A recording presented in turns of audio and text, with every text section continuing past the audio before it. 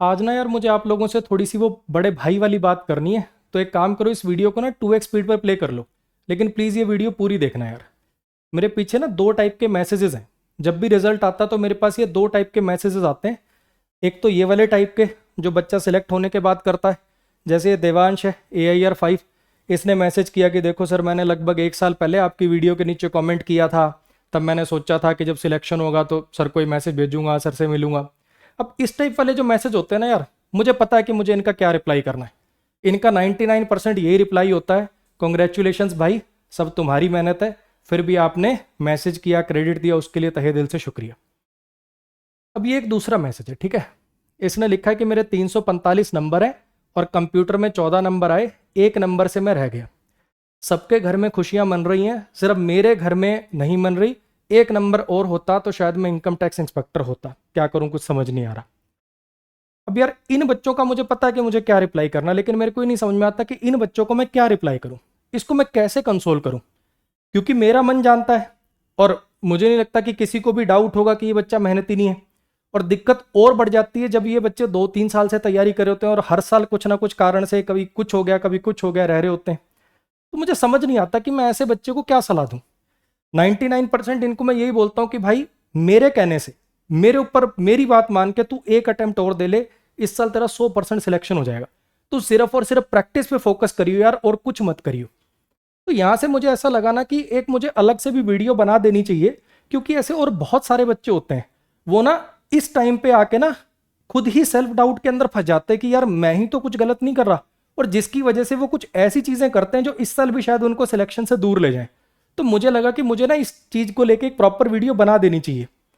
तो अभी मैं आप लोगों को एक बड़े भाई के नाते गाइड कर रहा हूं, बता रहा हूं कि जो बच्चे रिपीटर्स हैं, कहने का मतलब जो 5 नंबर से रह गए, 10 नंबर से रह गए, कंप्यूटर की वजह से रह गए, या उस साल वो जो डिजर्व करते थे वो वाली पोस्ट नहीं अचीव कर पाए, इस साल दोबारा एग्जाम देंगे बेटर पोस्ट के लिए, ऐसे जितने भी बच्चे हैं मेरे भाई, सबको मैं कह लो कि आपको मेरा छोटा भाई छोटी बहन मान के स्ट्रेटजी बता रहा हूं, गाइड करने की कोशिश कर रहा हूं। प्लीज ध्यान से सुनिएगा और इस बात को फॉलो करिएगा। क्या करना है ये बताने से पहले मैं आपको बिल्कुल बोल्ड लेटर्स में चीख चीख के बता देता हूं कि आपको क्या नहीं करना है। सबसे पहली चीज क्या होती है ना, इस टाइम पे जैसे ही रिजल्ट आता है आपका नहीं होता और आप देख रहे होते हो आपके दोस्त जो आपसे भी कम पढ़ते थे, जिनके मॉक्स में भी आपसे कम मार्क्स आते थे, जब उनका हो जाता तो आपको लगता है यार कहीं ऐसा तो नहीं कि मैं ही कुछ गलत कर रहा हूं, कहीं मेरी स्ट्रेटजी में तो दिक्कत नहीं है, कहीं जो मैंने सिलेबस पढ़ा उसमें तो दिक्कत नहीं है। तो एक तो ये सबसे बड़ी गलती जो बच्चा करता है, वो क्या सोचता है कि अब मैं किसी दूसरे टीचर से पढ़ के देखता हूं। आपको पता है यार, एक एग्जाम के अंदर आपको नोटिफिकेशन आने से लेकर, या कह लो कि अब नेक्स्ट जो एग्जाम होना है उसमें कितने महीने बचे हैं, 3 महीने 4 महीने मैक्सिमम। आप खुद सोचो, क्या 4 महीने में किसी नए टीचर से दोबारा प्रैक्टिकली ये पॉसिबल है कि आप सिलेबस पूरा कर लो? आप खुद सोचो, दोबारा सिलेबस जैसे तैसे दिन की 5-5 वीडियो देख के कर भी लोगे तो प्रैक्टिस कब करोगे दोबारा उसके मेथड से? क्योंकि हर एक टीचर का बताने का समझाने का तरीका कुछ कुछ अलग होता है। तो अब मैं कहूंगा कि मेरे भाई, अगर पिछले साल तुम 5 ही नंबर से रहे, 10 ही नंबर से रहे मेंस के अंदर, या एक पोस्ट आपने ले ली थी, आप बेटर पोस्ट के लिए करे, तो ऑब्वियस बात है कि आपका सिलेबस बहुत ढंग से पूरा है, आपको सिर्फ और सिर्फ प्रैक्टिस करने की जरूरत है। तो ये वाली जो गलती है ना मेरे भाई, इसको तो मैं क्या कहूंगा, मतलब इससे मतलब बेकार बात कुछ हो ही नहीं सकती कि आप ये वाला काम करो। ये थ्योरी का नया बैच तो अगर आपको कोई फ्री में छोड़ो, अगर कोई ये भी कहे ना कि ले मेरा थ्योरी का बैच पढ़ ले और 50,000 रुपए मैं तुझे अलग से दूंगा, तो भी नहीं करना चाहिए। तो इतनी बेवकूफाना बात है, बिल्कुल मतलब बड़े अक्षरों में इस पे क्रॉस लगना चाहिए, इतनी बेवकूफाना बात है ये तो। किसी भी कीमत पे ये वाला काम मत करना। दूसरा, अब आएंगी भाई बहुत सारी वीडियोस, स्ट्रेटेजी वाली वीडियोस, ठीक है, क्योंकि फिर से वही टॉपर इंटरव्यूज होंगे, ठीक है, हम भी करेंगे, सब करते हैं। तो अब जरा समझना, एक नया बंदा वो बताएगा कि मैं तो इस टीचर से पढ़ा, वो कहेगा मैं उससे पढ़ा, मैं इंग्लिश इससे पढ़ा, मैं मैथ इससे पढ़ा, मैं इससे पढ़ा। फिर वही फोमो, फिर वही सेल्फ डाउट, पता नहीं वो ऐसा क्या पढ़ा रहे होंगे, पता नहीं वो ऐसा क्या एज दे रहे होंगे, है ना। यूट्यूब पे दुनिया जहान की वीडियोस आप क्लिक कर लो, आपको वो टीचर कोई ना कोई एक ऐसा क्वेश्चन कराता हुआ दिख जाएगा, कुछ ऐसा मेथड बताता हुआ दिख जाएगा जो आपके वाले ने नहीं बताया। आप ये नहीं सोचोगे उस टाइम पे कि हमारे वाले ने ऐसे शायद पता नहीं कितने मेथड या कितने तरीके बताए होंगे जो वो नहीं बता रहे, लेकिन नहीं, वो एक तरीका आपको ज्यादा हाईलाइट हो जाएगा और वही चीज दिखने लग जाएगी, जिसके चलते आप या तो टीचर चेंज करोगे, स्ट्रेटजी चेंज करोगे, कोई बुक चेंज करोगे। मत करना मेरे भाई, मान जाओ, तुम्हारे भले के लिए कह रहा हूं, बहुत सोच समझ के बात बोल रहा हूं। बिल्कुल भी स्ट्रेटजी वीडियोस इस टाइम पे नहीं देखनी है, नहीं अपनी कोई स्ट्रेटजी चेंज करने की आप लोगों को जरूरत नहीं है। आपने बहुत अच्छा स्कोर किया था पिछले साल, बस सिर्फ और सिर्फ प्रैक्टिस करने की जरूरत है। अच्छा जी, नेक्स्ट गलती, live practice batch. Theory batch लेने से मना कर दिया सर, समझ में आता है। स्ट्रेटजी मना कर दिया आपने, समझ में आता है। वही स्ट्रेटजी रखूंगा, सिर्फ प्रैक्टिस करनी है सर, प्रैक्टिस बैच ले लूं। हाँ, प्रैक्टिस बैच आप ले सकते हो, लेकिन उसमें भी ध्यान रखना लाइव वाला मत ले लेना मेरे भाई। क्योंकि है क्या चीज, आपको काम करना है अपनी कमियों पे। मान लो मैथ्स की, इंग्लिश की, अगर मैं अपने सब्जेक्ट की इंग्लिश की बात करता हूं, इंग्लिश के अंदर 3 पोर्शन है, ग्रामर है, वोकैबुलरी है, रीडिंग कॉम्प्रीहेंशन। ठीक है, मान लो आपको दिक्कत सिर्फ रीडिंग कॉम्प्रीहेंशन के अंदर है, आपने एक लाइव प्रैक्टिस बैच ले लिया। उसमें टीचर पहले ग्रामर की प्रैक्टिस करा रहा है, चैप्टर वाइज मिसलिनियस, फिर वोकैब की कुछ प्रैक्टिस करा रहा है। तो इतना टाइम ये तो आपका वेस्ट हो गया ना। जो चीज आपकी कमी थी नहीं, जिसमें आपके पहले से अच्छे खासे नंबर आ रहे हैं, आप वो भी फॉर्मो में यार बैच लिया है, अरे बढ़िया ही पढ़ा रहा है, आप वो सारी चीजें रिपीट करोगे और उतना ही टाइम आप अपने वीक पोर्शन पर डिवोट करते तो वो बहुत स्ट्रांग बन गया होता अब तक, है ना। तो लाइव बैच लेने में ना आपके ऊपर एक कंपल्शन हो जाती है कि यार टीचर जिस फ्लो में पढ़ा रहा उसी फ्लो में पढ़ूं, जबकि करना आपको ये चाहिए था कि जो वीक पोर्शन है आपको उस पर ज्यादा टाइम डिवोट करना चाहिए। मेरी बात आ रही है समझ में? तो इस चीज का ध्यान रखिएगा और कोशिश करिए कि जो पोर्शन आपके पहले से स्ट्रांग है उनकी पूरी क्लासेस मत देखें, चाहे रिकॉर्डेड भी ले रखो, पूरी क्लासेस मत देखा करो। मान लो जैसे मैं बात करूं, मान लो मैं मेरे प्रैक्टिस बैच में प्रोनाउन चैप्टर के एरर करा रहा हूं आपको, आपकी ग्रामर पहले से ही स्ट्रांग है, तो पूरी प्रोनाउन की प्रैक्टिस की वीडियो थोड़ी देखोगे आप। अपना पीडीएफ देता है टीचर, टेस्ट देता है, उसको अटेम्प्ट कर, 3 क्वेश्चन जो गलत हुए सिर्फ उतना सुन, वो टाइम जो बच रहा है उसको बचा के अपने वीक पोर्शन के ऊपर लगा। अगर इंग्लिश स्ट्रांग है तो मैथ पे लगा, अगर मैथ स्ट्रांग है तो जीएस पे लगा, अगर कोई चीज वीक है उसके ऊपर फोकस करने की जरूरत है मेरे भाई। तो ये 3 ऐसी गलतियां हैं मेरे भाई जो आपको इस साल भी सिलेक्शन से दूर कर देंगी। मत करना, प्लीज मत करना, ठीक है। क्या करना चाहिए, ये लूप है मेरे भाई सिलेक्शन का, सिलेक्शन लूप कह लो इसको, सिलेक्शन साइकिल कह लो। आपको सिर्फ और सिर्फ प्रीवियस ईयर पेपर लगाने हैं, मॉक्स लगाने, 60-40 का रेशियो कर लो, 50-50 का रेशियो कर लो। प्रीवियस ईयर 50% प्रीवियस ईयर लगा रहे हो, 50% मॉक टेस्ट लगा रहे हो। प्रीवियस ईयर जरूर लगाना, मॉक टेस्ट कई बार बहुत इरेलीवेंट बना दिए जाते हैं, तो इसका चीज ध्यान रखना। जितना जरूरी है मॉक टेस्ट लगाना, उतना ही जरूरी है एनालिसिस करना।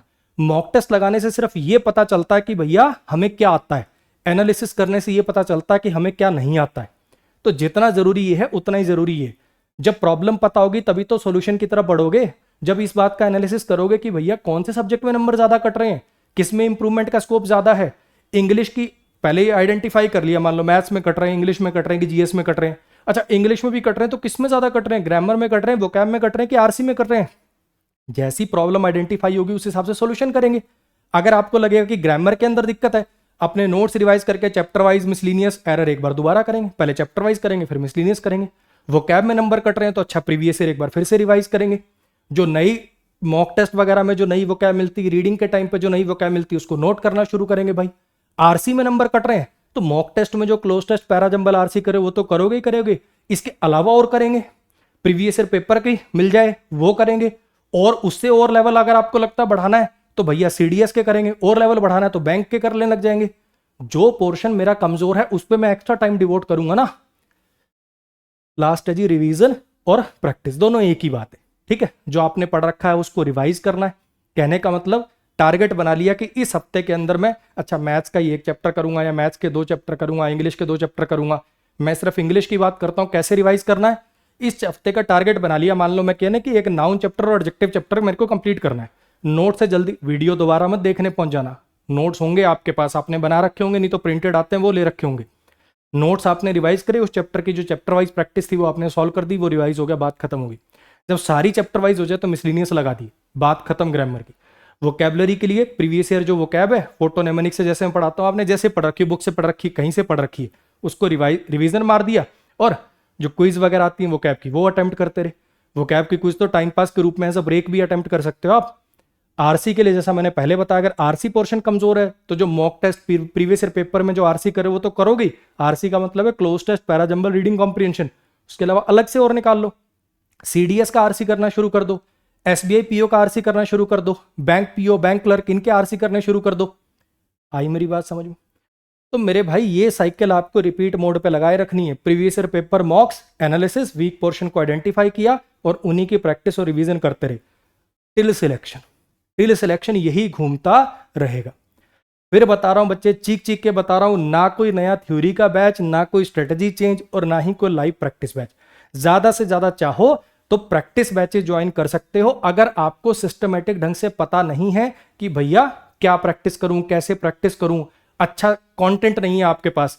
मान लो आपको ग्रामर की प्रैक्टिस करनी है, आपके पास हर एक चैप्टर के सिलेक्टेड क्वेश्चंस नहीं है, अच्छी एक्सप्लेनेशन वाली वीडियो नहीं है, आपके पास क्लोज टेस्ट पैराजंबल का अच्छा कंटेंट नहीं है, तो भले ही आप प्रैक्टिस का एक बैच ले सकते हो।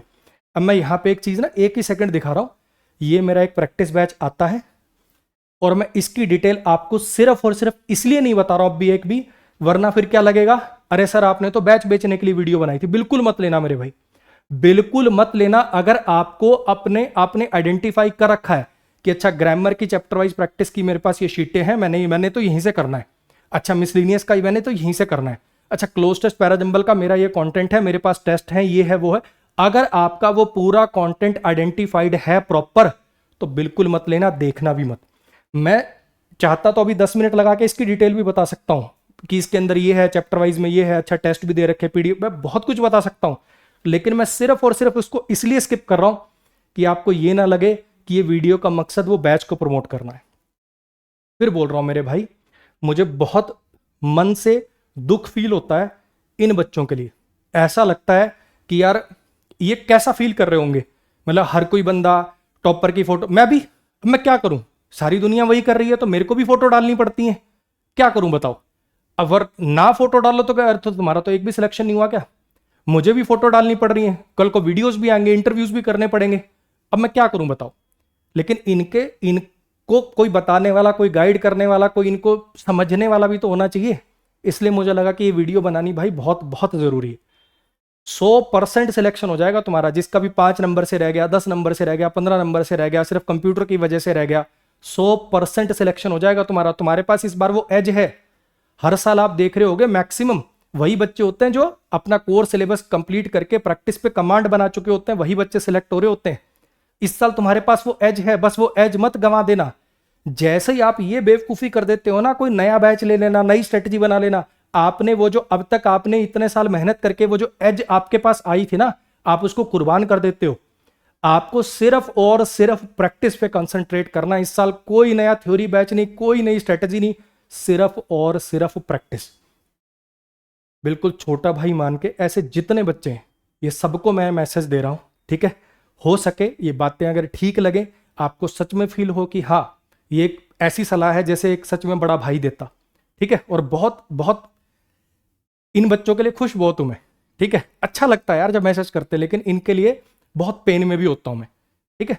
तो अपना छोटा भाई, अपनी छोटी बहन मान के कुछ बातें बोली, अगर ठीक लगे तो ऐसे जितने भी स्टूडेंट्स हैं आपके, जितने भी नोन में, उनको ये वीडियो भेजना, ठीक है। दे नीड अस, और हम हैं, ठीक। अपनी तरफ से पूरी कोशिश करेंगे कि जो जितना बेस्ट से बेस्ट आपके लिए कर सकते हैं वो करें।